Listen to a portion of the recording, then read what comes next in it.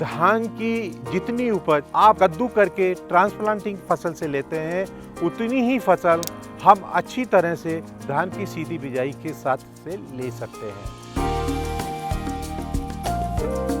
पिछले मैं 5 साल से हरियाणा में काम कर रहा हूं और धान की खेती हम ड्रिप इरिगेशन से पूरी सफलता से कर रहे हैं। ड्रिप के द्वारा हम नियमित रूप से अपनी nitrogen, phosphorus, potash, micronutrient, iron, zinc, ये सब हम उसके इरिगेशन के द्वारा उसको नियमित रूप से देते हैं। पैदावार में बढ़ोतरी होती है। धान में कम से कम 3 कुंटल से लेकर के 4 कुंटल प्रति एकड़ के हिसाब से हो जाती है। ड्रिप से धान की खेती पूरी तरह सफल है।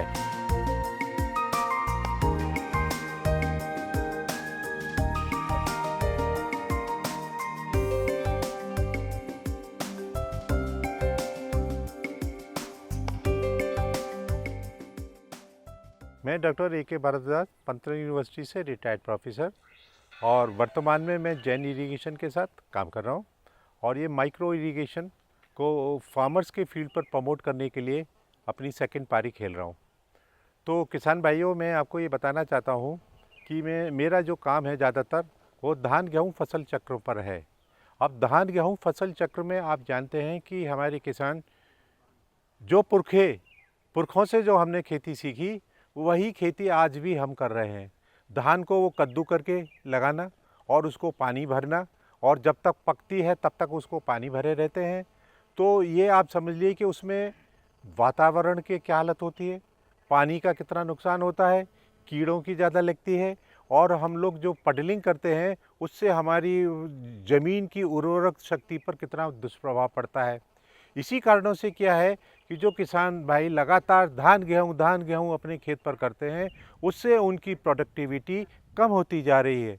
इस जो गिरती प्रोडक्टिविटी से निजात पाने के लिए पंतनगर यूनिवर्सिटी, इर्री और सिमिट ने एक रिसर्च की, जिसके हिसाब से ये किया जाए कि किस तरह से हम धान गेहूँ की उत्पादकता को फिर पुनः से ऊपर बढ़ा सकें।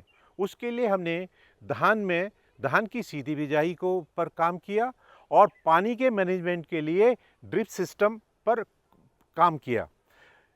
किसान भाइयों, मैं आपको ये बताना चाहता हूँ कि धान की जितनी उपज आप कद्दू करके ट्रांसप्लांटिंग फसल से लेते हैं, उतनी ही फसल हम अच्छी तरह से धान की सीधी बिजाई के साथ से ले सकते हैं। धान की सीधी बिजाई के फ़ायदे भी हैं और उस फ़ायदे में ये है कि जो आप खेत को रोपित करके जो धान लगाते हैं, उसमें आप खेत को कद्दू करते हैं। उससे क्या है कि जो ज़मीन की जो छेद होते हैं वो सब खत्म हो जाते हैं। जब वो छेद बंद होते हैं कीचड़ बनाने के कारण, तभी पानी ऊपर रुकता है। तो उससे क्या है, जो ज़मीन के नीचे जो सूक्ष्म जीवाणु हैं वो या तो शिथिल हो जाते हैं या मर जाते हैं, जिसकी वजह से उर्वरक शक्ति पर प्रभाव पड़ता है। 30% पानी हम जो फसल में यूज़ करते हैं वो हम पडलिंग के समय ही यूज़ कर लेते हैं और 1 लीटर पानी की बोतल आज आप देखते हैं कि 20 रुपये की आती है। और यदि एक हमारा जो धान में कम से कम पडलिंग में हम 30 सेंटीमीटर पानी यूज़ कर लेते हैं। 30 सेंटीमीटर पानी का मतलब 30 लाख लीटर पानी हमने पडलिंग में ही यूज़ कर दिया। इस पानी को हम सीधी बिजाई के द्वारा बचा सकते हैं और ज़मीन की उर्वरक शक्ति को भी बनाए रख सकते हैं। इसके लिए हमारे वैज्ञानिकों ने धान की सीधी बिजाई की है। उसके लिए आप ये करें, किसान भाई, मैं आपको बताना चाहता हूँ कि जैसे ही आपका गेहूँ से फसल खेत खाली हो जाता है, उसको आप जोत करके तैयार कर लें। उसमें आप ढैंचा या सनई बो दें पानी लगा करके। उससे ये फ़ायदा होगा, जब आपका ढैंचा 35 से 40 दिन का हो जाए, आप उसको ज़मीन में पलट सकते हैं। उसके साथ साथ क्या होता है कि जो पुराना धान होता है, जो किसानों की समस्या होती है कि जब वो धान लगाते हैं तो पुराना धान इकट्ठा और फिर उपज के आ जाता है, तो वो उसके साथ ख़त्म हो जाता है और ज़मीन को हरी खाद के रूप में वो मिल जाती है। जब खेत तैयार हो जाता है, जब खेत तैयार कर लें, तो उसको पुनः पानी लगा करके जैसे कनक की खेती करते हैं उसी तरह हम धान की सीधी बिजाई करते हैं। उसमें क्या करते हैं, खेत को समतल कर लिया, लेज़र लेवल कर लिया पूरी तरह से। जब पूरी तरह खेत समतल हो गया, लेज़र लेवल हो गया, तो उसमें क्या हम 8 किलो बीज प्रति एकड़ की दर से उपचारित करके हम उसको बो देते हैं। बोते समय हमें ये ध्यान रखना है कि बीज की गहराई 2 से 3 सेंटीमीटर ही रहनी चाहिए, इससे ज़्यादा गहराई ना हो। यदि हम पानी की सिंचाई करके हम बोते हैं तो ये 7-8 दिन के अंदर जमा हो करके आ जाता है। पर कुछ किसान क्या करते हैं, सूखे ही खेत में बिजाई करते हैं।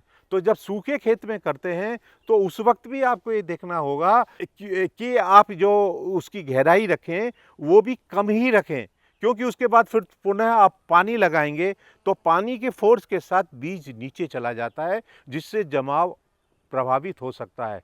तो उस वक्त भी कम से कम 5 सेंटीमीटर से ज़्यादा गहराई बीज पर ना रखें, उसको पानी लगा दें कि कम से कम एक बार सिंचित आप खुली सिंचाई कर दें। जब आपका पूरा खेत जमाव अच्छा पूरा हो जाए, उसके बाद हम जो करते हैं ड्रिप के द्वारा हर 2 फीट की दूरी पर हम 198 फीट की 1 एकड़ क्षेत्रफल की लंबी हम ड्रिप बिछाते हैं, हर 2-2 फीट की दूरी पर। इस 2 फीट की 30 सेंटीमीटर की दूरी पर इसमें ड्रिपर लगा होता है और इससे 1 घंटे में 2 लीटर पानी निकलता है। इस तरह हमारी 1 एकड़ क्षेत्रफल में 110 पाइप के करीब आती हैं। यदि हम इन पाइपों को 1 घंटे के लिए अपने मोटर को चलाएं तो उससे 40,000 से 43,000 लीटर पानी पूरे खेत में बराबरी सिंचित रूप से सिंचाई कर देता है और ये 1 सेंटीमीटर सिंचाई के बराबर होता है। इस तरह से यदि आप देखें कि जो हमारे अब इसके बाद आगे सिंचाई कैसे करें, तो किसान भाइयों जो आप ये देखते हैं कि जो हमारी बारिश होती है वो जून से सितंबर में होती है और पहली बारिश 25 जून के आसपास आती है। तो जो हम सीधी बिजाई करें, हमको ये देखना होगा कि पहली बारिश आने से पहले हमारा धान ज़मीन से बाहर आ जाए, उसके बाद हम ड्रिप इरिगेशन से उसकी सिंचाई करते हैं। कम से कम जो आजकल हमारे किसान भाई वैरायटी यूज़ करते हैं वो 110 से 130 दिन की होती हैं और 110 के बीच में जो हमारी बारिश होती है, इस बीच में जून से सितंबर के बीच में लगभग 38 से 40 दिन के लिए बारिश होती है। इसका मतलब ये है कि कम से कम 38 से 40 दिन हमको पानी की आवश्यकता नहीं है। इस तरह से हमको शेष जो दिन रहे वो बचे 60 दिन। उन 60 दिनों में हमको पानी देना है। तो जो हमारे इस बीच के दिनों में जो वातावरण में हमारा ज़मीन से पानी उड़ता है वो लगभग 10 से 12 मिलीमीटर पानी ज़मीन से हवा में ऊपर निकल करके जाता है। उतना ही पानी हम 1 घंटे, 1.5 घंटे अपनी ड्रिप के द्वारा चला करके हम नियमित रूप से दे सकते हैं। तो 40-50 दिन हम ये ड्रिप चलाएंगे तो लगभग हमारा हम पूरे अपने खेत में लगभग 20 से 25 लाख लीटर पानी देंगे। और बारिश हमारी जो औसतन होती है इन जनरली क्षेत्र में वो 500 से 900 मिलीमीटर होती है।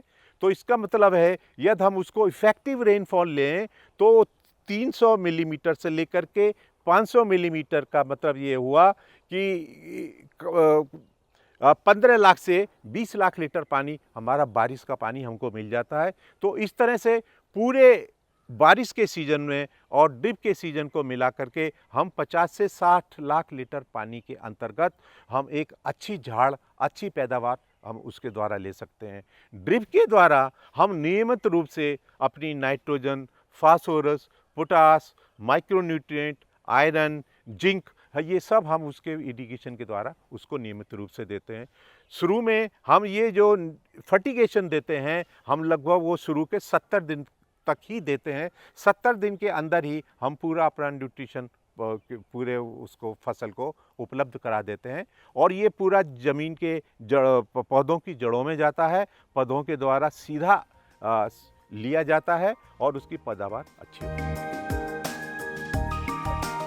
किसान जो रुपाई अपना पानी भर के कद्दू करके या पटलिंग करके जो किसान लगाता है उसका ये सोच होता है कि उसमें कल्ले ज़्यादा आते हैं, खरपतवार ज़्यादा नहीं आते। पुराने ज़माने में हमारी कृषि इतनी उन्नत नहीं थी, उस वक्त हमारे पास हर्बिसाइड केमिकल उपलब्ध नहीं थे, जिसके कारण हमारे पुरखे उस विधि को अपनाते थे। पर हमारी कृषि आज इतनी आगे बढ़ गई है, हमारे केमिकल्स इतने आगे हैं, तो हम उन वीड्स को हम खरपतवारनाशी के द्वारा कंट्रोल कर सकते हैं और उसमें पानी भरने की आवश्यकता नहीं। ड्रिप इरिगेशन की जो एक एकड़ की लागत है, वो लगभग 50 से 2 फीट की दूरी पर लगभग 50 से 60 हज़ार रुपये प्रति एकड़ आती है, जिस पर सरकार द्वारा 80% से 90% सब्सिडी होता है।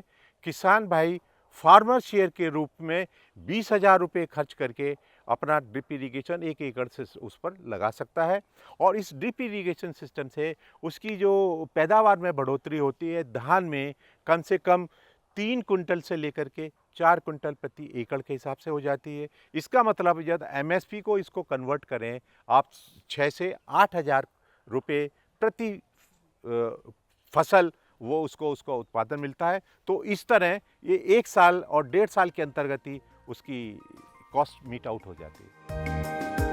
अंत में किसान भाइयों, मैं आपसे ये चाहूँगा कि आप ड्रिप से खेती करें, आप खेती अपनाइए, सफलता से करें। धन्यवाद। राम राम।